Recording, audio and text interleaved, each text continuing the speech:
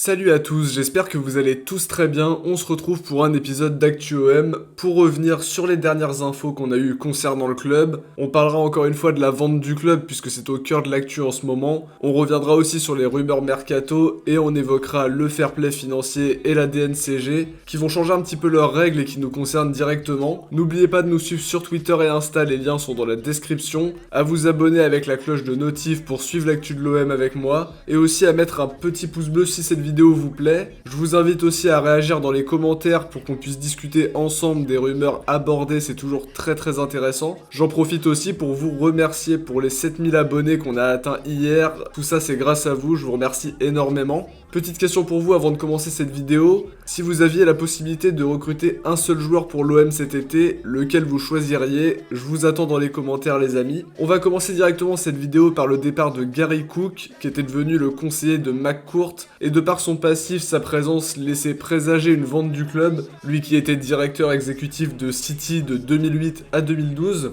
Certaines rumeurs évoquaient même que Cook allait remplacer Hero à la tête du club à moyen terme, mais finalement d'après RMC Sport, il va quitter ses fonctions de conseiller le 31 mai. En ce qui concerne Paul Aldridge, dont le rôle est de s'occuper du mercato et de faciliter les ventes vers l'Angleterre, lui il ne quittera pas ses fonctions et sa plus grande mission se déroulera cet été pour récupérer un petit peu d'argent sur les ventes. Alors en ce qui concerne une vente du club, si le processus est vraiment lancé, un départ de Cook ne changera pas la donne à 100% à mon avis, mais autour du club, une vente a toujours été formellement démentie, donc on attendra des infos plus précises avant de se prononcer clairement. Toujours sur la potentielle vente du club, David McCourt, le frère de notre propriétaire, s'est vu questionner au cours d'un live Instagram sur le thème de la vente, et son hésitation a fait pas mal parler, même s'il révèle qu'il ne sait rien sur les business de son frère, mais qu'il a effectivement entendu parler de ces rumeurs de vente dans la presse, en précisant de ne pas savoir comment son frère Franck y a répondu ou réagi. Du côté de Payet, qui a récemment été nommé meilleur joueur de Ligue 1 par les internautes d'Eurosport, il a eu aussi l'occasion de s'exprimer sur son avenir, sur sa saison, avec des paroles très élogieuses concernant Villas-Boas. Il a aussi réitéré son amour pour l'OM, club pour lequel il a fait des sacrifices pour revenir et y réussir une seconde fois, parce que c'était pas fait ça non plus. Un club qu'il ne compte pas quitter pour le moment malgré sa déclaration du mois de février, où il déclarait qu'il se poserait les bonnes questions si le club venait à se qualifier en C1, mais ne se donnait pas les moyens de bien y figurer. Je l'ai senti très motivé dans ses paroles et c'est de très bon augure pour la saison prochaine. Côté arrivée, ça parle d'un joueur que Villas-Boas connaît bien, il l'a affronté en Ligue des Champions asiatique du temps où il entraînait en Chine. Rafael Silva serait pisté par l'OM, il est en fin de contrat avec son club de Wuhan en décembre, et d'après Calcio Mercato, l'intérêt serait réel pour un joueur qui n'a pourtant pas connu un grand club européen. L'agent du joueur Marcelo Mascagni a confirmé à demi-mot son intérêt, précisant qu'il y avait un grand intérêt d'un grand club français. Affaire à suivre donc. Concernant le dossier Thomasson, le Disport, dont on reparlera un petit peu plus tard dans cette vidéo, affirme que le club ne peut actuellement pas se permettre de se positionner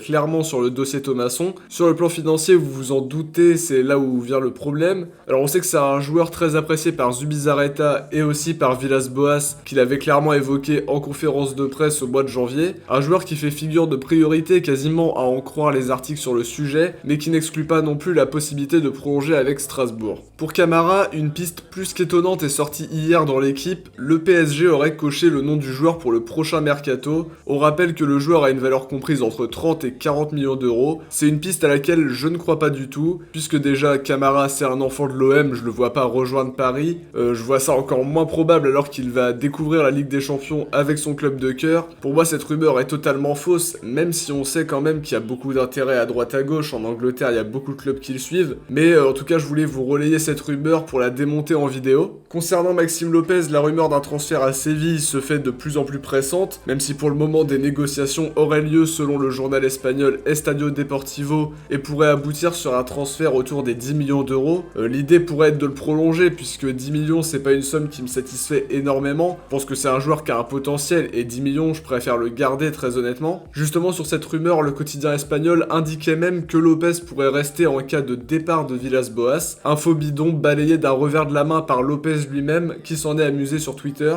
Sur le fair play financier, d'après RMC, les règles devraient s'assouplir, les comptes seront regardés sur une période de 24 mois et non plus de 12, le déficit autorisé sera de 60 millions sur 24 mois au lieu de 30 millions, les auditions qui étaient à l'origine prévues pour l'automne 2020 se feront finalement la saison prochaine, une nouvelle qui peut faire souffler l'OM qui, ne saura pas non plus si ces nouvelles règles s'appliqueront à des cas comme le leur qui sont déjà en train d'être traités. A l'inverse, pour la DNCG, les critères vont être renforcés pour l'examen des comptes. L'équipe ajoute même que les comptes des clubs devront être équilibrés, mais sans prendre en compte les revenus liés au mercato. Concernant le Disport, dont les infos justement sont jugées très peu crédibles, souvent moquées par les utilisateurs de Twitter, l'un de ses journalistes, Alexis Bernard, a publié un article qui évoque la possibilité pour Hérault de rebondir en tant que ministre des Sports, puisque son poste à l'OM serait menacé au vu de la situation financière catastrophique. Les relations avec Emmanuel Macron, invité au club pendant la campagne présidentielle,